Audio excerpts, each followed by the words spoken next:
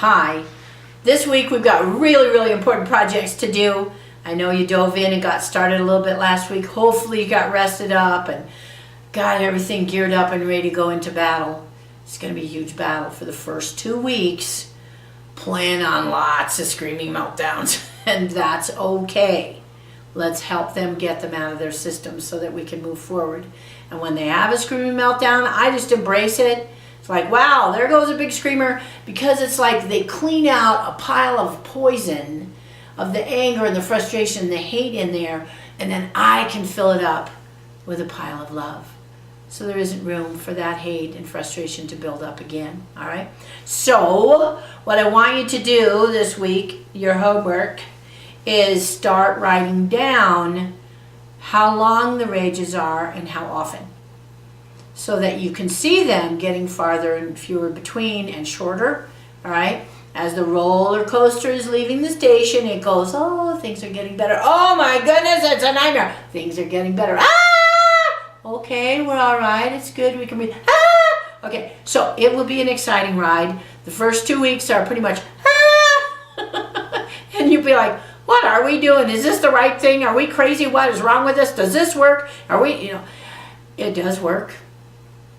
Absolutely it works. Is it abusive or unfair or unkind for your child to be close to you? No. Do they want down? Do they want away? Do they want freedom from you? Absolutely, because their heart got broken, not because it's what they need. So you're going to be providing for what they need, not what they want, as we heal their brain, as we heal their nervous system, as we heal their broken heart. So as much time as you can keep them in the pouch. I know some of you are doing the full program where they're going to be pretty much 9 to 10 hours in the pouch, okay? And some of you are doing the partial program where they're in your lap as much as you can, and they're sitting in a chair looking at books right nearby, or you've got a baby gate up so that they're in the same room that you are, so that they can play with the Legos down on the floor, the big Legos. Okay, when we're doing the full program, there's no toys except in the tub. When we're doing the partial program, there are the Legos. That's it. Okay, I let them look at a book.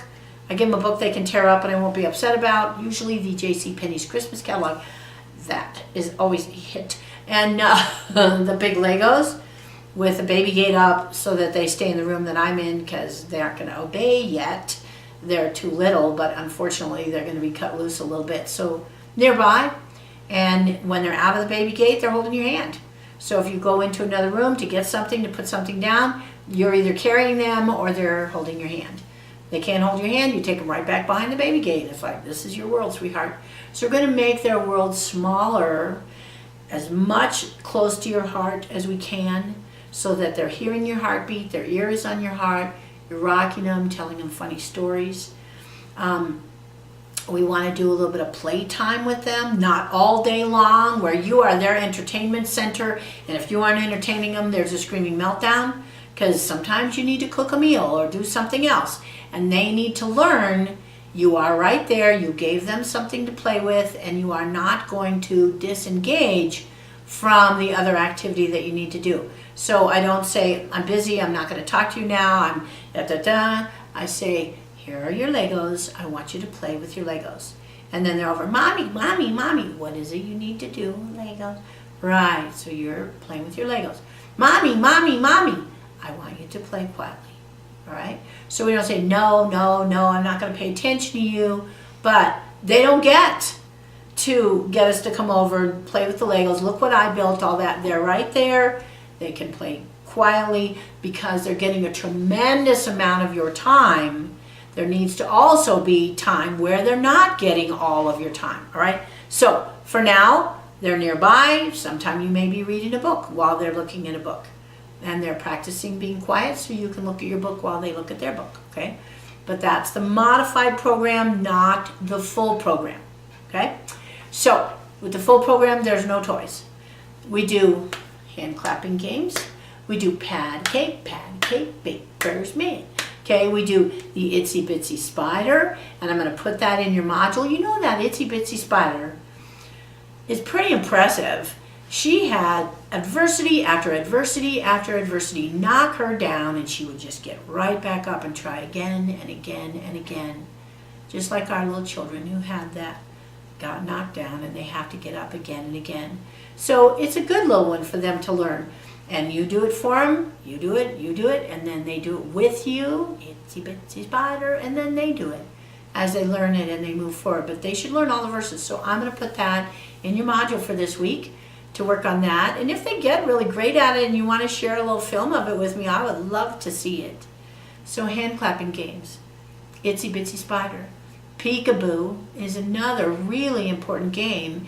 It's about mom disappears and comes back. Dad disappears and comes back. They had a parent, many of ours had a parent that disappeared and didn't come back. So that fear is there for them. And when we just play that fun, silly little game, it's all there. All right? So pull them up in your arms. Do imaginary face painting where you put paint. You know, I'm going to put some orange and some black and some white. Oh, I paint that on there. So you have all this touch going on while you're doing the little stripes on their face. Say, oh, I think you look like a tiger. Woo, you're a tiger. Okay, and we play like we would a little baby. Are we gonna, you know, people are like, oh, we're making them act like a baby. We're refilling their pot that didn't get filled during that time for some reason. They didn't absorb it well, or it got interfered with. So we just redo it. Play fun little baby games with them. Relax and enjoy them. One awesome mom that I've been working with shared with me, she puts her forehead right up against her little one's forehead, and she says, I'm going to close my eyes. You can close yours if you want to. She closes her eyes, and then she goes, woo! And then they go, woo! And so there's, I'm not going to look at you. I'm not going, oh, your eyes are closed. I can look at you. And your foreheads are right together, and then they open your eyes and you're right together. So that was a fun game, just woo! And then another really great mom that I work with, she likes to do Eskimo kisses. 1 Eskimo kiss, 2 butterfly kisses, 3 fish kisses, 4 mwah kisses, and then a big hug. So come up with some fun, playful games to do when you choose. You are the leader. Absolutely essential. You are the leader. Make sure you watch the video that I put together for you on leadership and control. Watch it several times if you need to. All right, but you pick when it's playtime, and we want them to follow your lead rather than your following their lead because they're too sick and they can't lead you. All right, so have some fun this week. In between the big screaming meltdowns, you want to have some protective things for your ears. We talked about that. You want to have a big bath towel so that you can put between you and them if they're biting. Mittens you can put on the hands if there's some pinching going on. Those big cushions that go around your neck when you fly can also be helpful. They have them for the little ones. They have them for big ones if there's head butting or those kinds of things. So cushion the blows so that your eyes can stay soft and loving. Your eyes are your most powerful tools as you lead your little one, their heart healing to success. Thank you for what you're doing. I know it's hard. I'm here for you. Give me a call, send me an email, let me know how you're doing. You're on my heart.